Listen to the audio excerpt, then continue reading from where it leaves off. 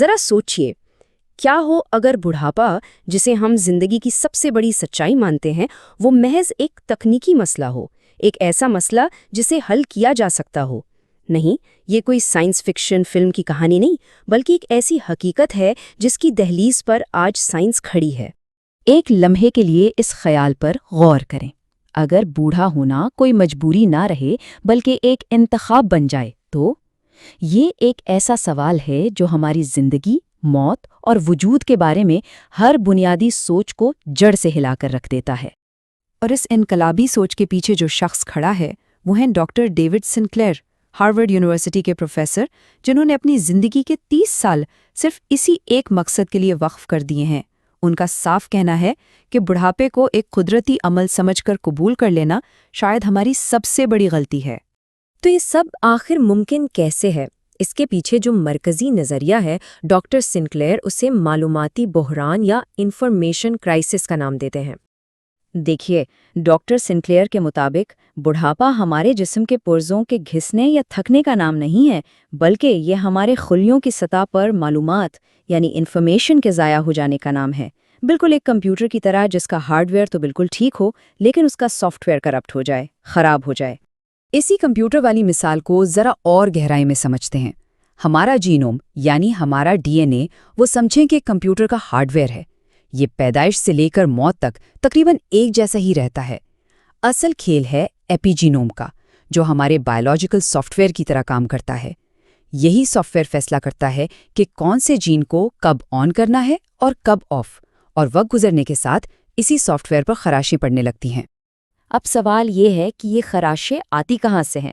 تو سنیے، سورج کی شعاعیں، آلودگی، سگریٹ کا دھواں، یہاں تک کہ ہمارے جسم کے اندر جو نارمل پروسیسز ہو رہے ہیں وہ بھی روزانہ ہمارے ڈی این اے میں لاکھوں چھوٹی چھوٹی دراڑیں ڈالتے ہیں، جو اس نازک سافٹ ویئر کو آہستہ آہستہ خراب کرتے رہتے ہیں۔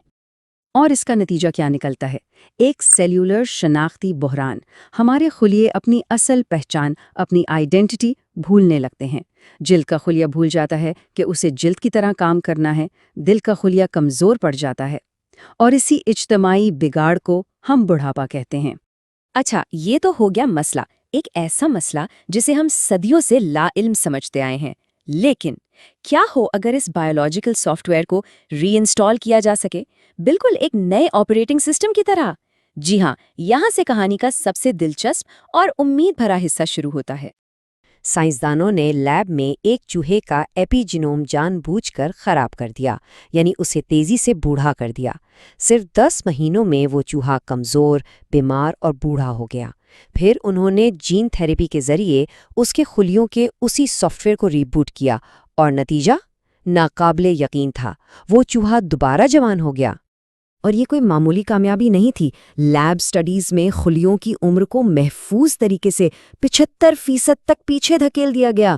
جی ہاں، آپ نے ٹھیک سنا، 75% تک ریورس کر دیا گیا۔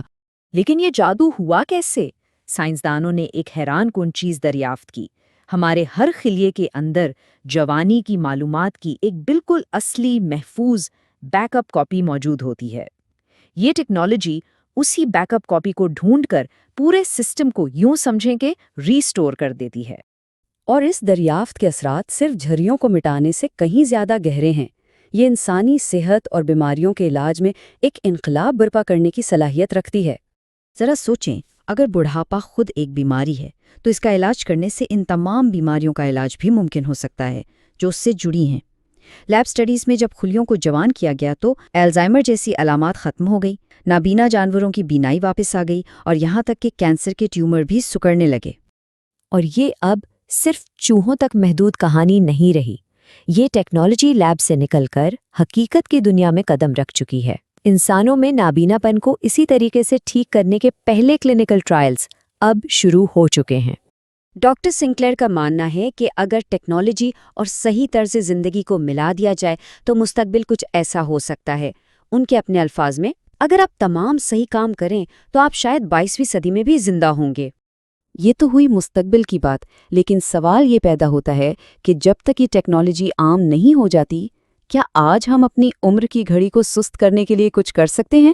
جواب ہے جی ہاں، بالکل کر سکتے ہیں۔ اس کے لیے ہمیں اپنے جسم کے 2 آپریٹنگ موڈز کو سمجھنا ہوگا۔ ایک ہے فراوانی موڈ۔ جب ہم ہر وقت کھاتے پیتے اور آرام کرتے رہتے ہیں تو جسم تیزی سے بوڑھا ہوتا ہے۔ اس کے بالکل برعکس ہے مشقت موڈ۔ جب ہم جسم کو تھوڑا سا فائدہ مند تناؤ دیتے ہیں، جیسے ورزش یا بھاگا، تو جسم کے اندرونی دفاعی نظام ایکٹیو ہو جاتے ہیں اور عمر بڑھنے کی رفتار کو سست کر دیتے ہیں۔ اور اس کا سب سے آسان طریقہ ہے وقفے وقفے سے فاقہ، جسے انٹرمیٹنٹ فاسٹنگ کہتے ہیں۔ کوشش کریں کہ دن میں 14 سے 16 گھنٹے کا کھانے کا وقفہ رکھیں۔ اس سے جسم میں NAD کی سطح بڑھتی ہے۔ اب یہ NAD کیا ہے؟ اسے آپ اپنے خلیوں کا پاور بوسٹر سمجھ لیں، جو ان کی مرمت اور توانائی کے لیے انتہائی ضروری ہے۔ ڈاکٹر سنکلیئر کچھ سپلیمنٹس کا بھی ذکر کرتے ہیں، جیسے NMN، ریسویراٹرول اور سپرمیڈین، جو ان دفاعی راستوں کو متحرک کرتے ہیں۔ لیکن ایک بات یاد رکھنا بہت ضروری ہے کہ یہ صرف معلوماتی ہے، اور کوئی بھی سپلیمنٹ شروع کرنے سے پہلے کسی ماہر سے مشورہ کرنا لازمی ہے۔